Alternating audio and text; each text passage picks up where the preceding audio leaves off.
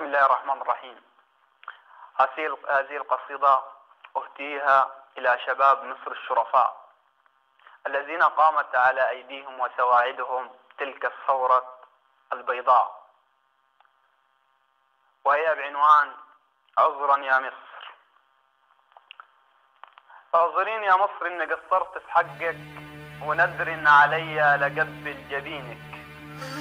تعرفيني يا مصر أنا مين؟ أنا المجند في حرب الاستنزاف، وأنا ولدك يا أمي اللي على ترابك بخاف. أنا اللي علمتيني حسن الضيافة والكرم، وأنا اللي علمتيني إزاي أكون محترم، وأنا اللي طردت الهكسوس والإنجليز والصهاينة، وأنا اللي بنيت الهرم. أنا لما غنى عمي بيرم أنا المصري كريم العنصرين، أنا حسيت بالافتخار، وفي النكسة حسيت بالانكسار، وفي اكتوبر أنا اللي حسيت بالانتصار. أنا الحارس لترابك، أنا المشير، وأنا اللي غنيت لك أنا منير، وأنا اللي صوتك نبح عشانك للتحرير. أنا اللي حبك وعشقك كفاني، وأنا الشهيد اللي في التحرير وكان علمك. أنا اللي حبك وعشقك كفاني، وأنا الشهيد اللي في التحرير وكان علمك كفاني. أنا سوميا وأنا شادية اللي غنيت لك يا بلادي، أنا شادية اللي غنيتك يا بلادي. وأنا الطفل الصغير أول كلمة نطقها في المدارس تحيا مصر الحرة، تحيا مصر الحرة، تحيا. أنا العامل في المصنع، وأنا الفلاح في الأرض، وأنا اللي حميت التراب والعرض. أنا اللي شقيان في الغربة وطفح الكوتي علشان يا أمي أجيب لك العملة الصعبة، وأنا اللي وقفتي معاكي يا أمي في الأيام المرة والصعبة.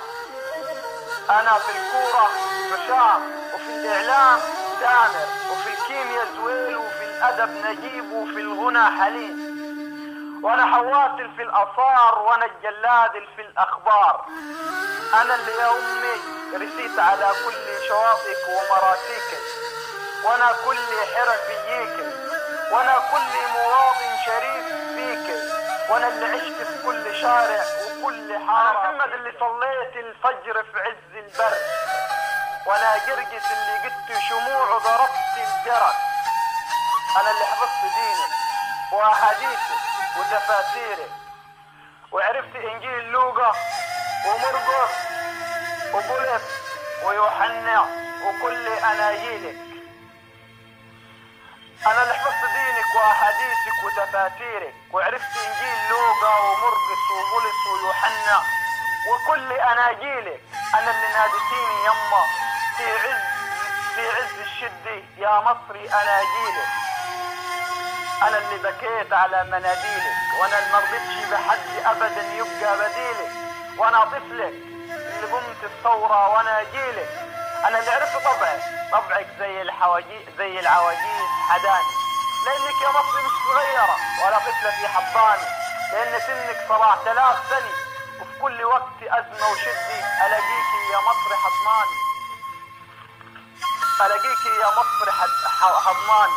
جيشك حماني، بطنك غداني، بطنك دفاني، نيلك رواني. لا في يوم كليتي ولا في يوم مليتي، ولا قلتي كده كفاية ولا كفاية اللي جواي. أنا بحبك يا مصر، بحبك بهمسك ولونك وصمتك وحركاتك وسكناتك وبيوتك وسكناتك وهدوءك وصبرك، وبحبك بميمك وصادك ورائك، بسمارك ونيلك وهرمك، وحتى النسر اللي جوا علمك، لأنه يا مصر حماكي نصورك. النصر اللي جواني ولمني على نسرك الجواني شوية تحفظات، مش لا سمح الله أنا شمتان، لا، لأني عليك يا مصري بخاف.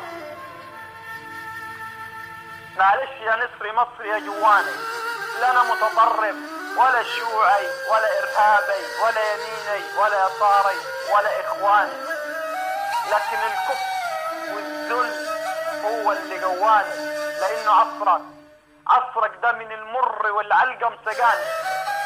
وكان وزيرك في زنزانة الذل سجاني. كنت انا المالك والكهرباء والفلكة وغيرهم دول سكاني.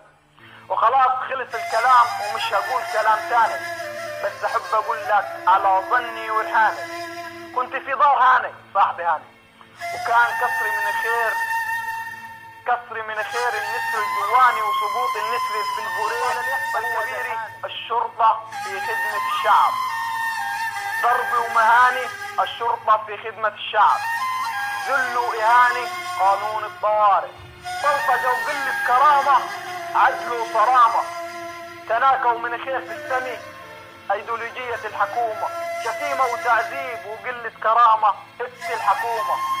يا ابو هيدي لكن جات الثورة البيضة وكسبت رهاني، والكل بغى يوم والكل قريب عليه اللوم. وكسبت الرهان، لا انا زعلان ولا قرفان ولا غضبان ولا غرضان ولا شتماء ولا شمتان. وكسبت الرهان، لا انا زعلان ولا فرحان ولا غضبان ولا قرفان ولا شمتان. واشمت كيفك تتناسي، ده في الكهرباء ديتي ده ابوي، وفي المرور عمي، وفي الضرايب خالي، واخويا في الاثار، واخويا في الاداب، وعمي في الاثار، وابويا سهران طول الليل شرب المرار. اعذرني يا ابوي ده مجرد عتاب، وانا بقول لك الايام الحلوه جاي وهنرجع تاني احباب. اما نسر مصر البراني من الخوف والذل والاستعمار براني، عدل ومحبة عمل وتفاني، روحهم على يدهم يموتوا ويدفع عمرهم عشاني. ولو قلت كل الكلام او بحور من الكلام ما كان لي استحسان. اعذريني يا مصر اني قصرت في حقك ونذر علي لقبل جبينك.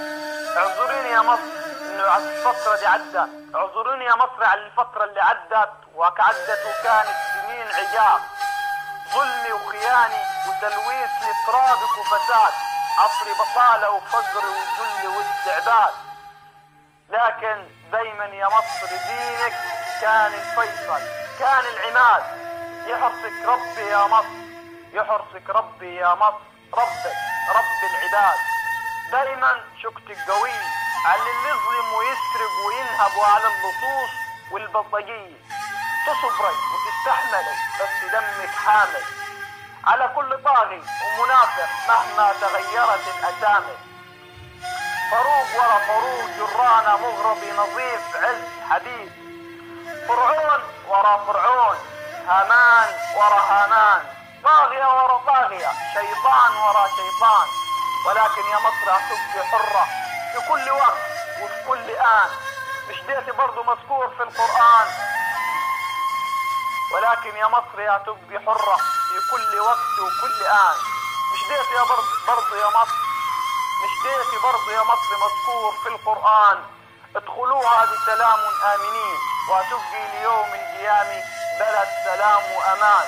واعذريني يا مصر اني قصرت في حقك ونذر علي. لعل هذه الكلمات التي اهديها لكل شباب مصر قد تكون شفت شيء من غليل صدورنا، او كانت هدية لارواح شهداؤنا، وكانت قصيدة عذرا يا مصر كتبتها انا فهد محمد خليفة الذي ارتوى مني لهذا الوطن وعاش في ارضه وشرب ماؤه.